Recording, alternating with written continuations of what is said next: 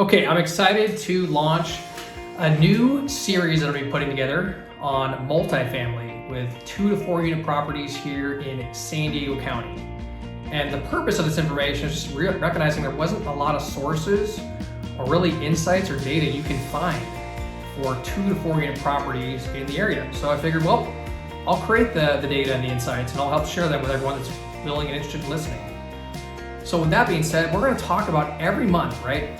The sales from the last month. Who's buying them? Are they cash? Are they financing? How much money is being put down? Are they living in them as owner occupied? Are they absentee owners, meaning they're renting them out and collecting a rental income? And also, of those, how many were duplexes? How many were triplexes? What were the average prices? Just kind of give you guys a really good sense of what the overall insights and opportunities might be, just understanding more about what the market's looking like and how it's performing within the 2 to 4 unit space here in San Diego. All right, let's get into it. So the first graph we're going to show you is going to be on sales for January. We had a total of 47 sales. Now, is that good? Is that bad? Well, it's a little bit above average.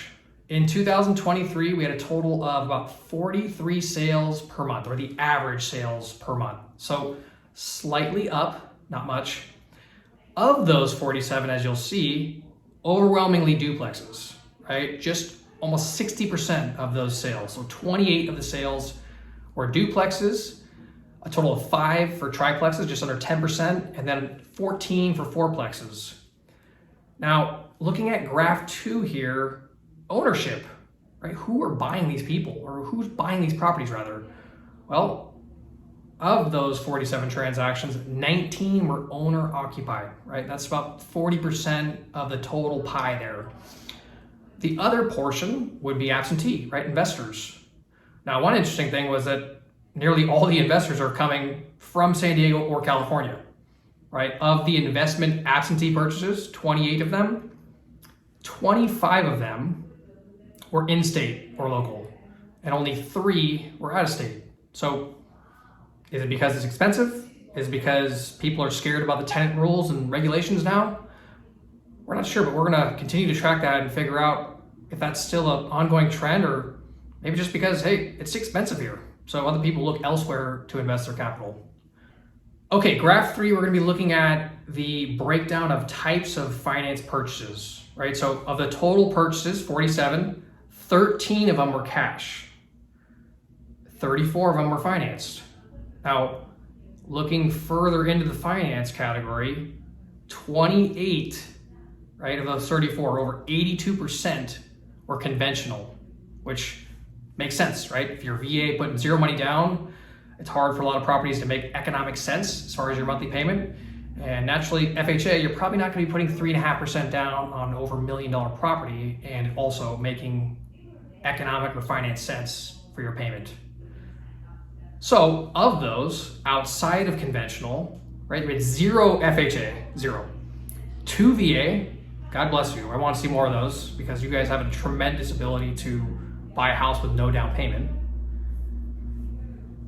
2 of them are hard money, right? So what's hard money? Hard money is lending out short term, anywhere from 3, 6, 12 months up to 2 years for the purpose of improving the property either for resale, so a fix and flip, or for the purpose of refinancing after construction is done. Lastly, we had 2 for other, which might be private or some other source not listed.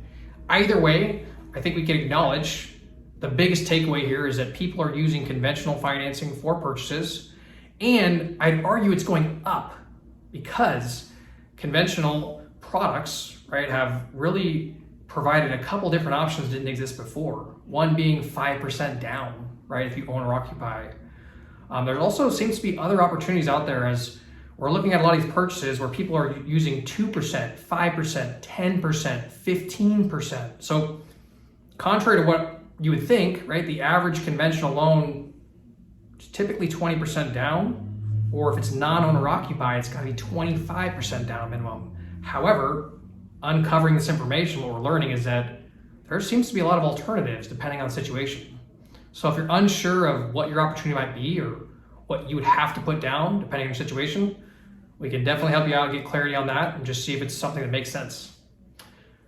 Furthermore, I just want to note, of those conventionals, we went ahead and just broke down what was the average down payment. So the average down payment for the conventional was 23%. Now that might seem a little bit high, I suppose, but understand there is a few in there that are influencing with very large down payments. So I would say overall, a large portion of those were less than 20%, which was a huge surprise to me. Lastly, for our slide here, we just want to conclude with the average sale price per property type. So for duplex, we had an average sale price of $1,083,000. Triplex, $1,582,000, and the fourplex at 1.6. Now, one thing I want you to observe here is the cost per door goes down as you buy up, right? So the cost per door, if we were to say a duplex at $1,083,000, would be roughly $541,500 per door. Yet you look at the fourplex at 1.6, the average cost per door is $400,000. That's a $140,000 difference in cost per door. So if you're looking to generate value, generate the best opportunity for cash flow, we want to be looking at opportunities to leverage up into larger unit opportunities for 3, 4, or greater. Outside of that, I hope you guys have found this insightful information. We're going to continue to deliver great insights on what's going on in the multifamily market each month. So stay tuned as we get ready for our next recap here at the beginning of March for February 2024.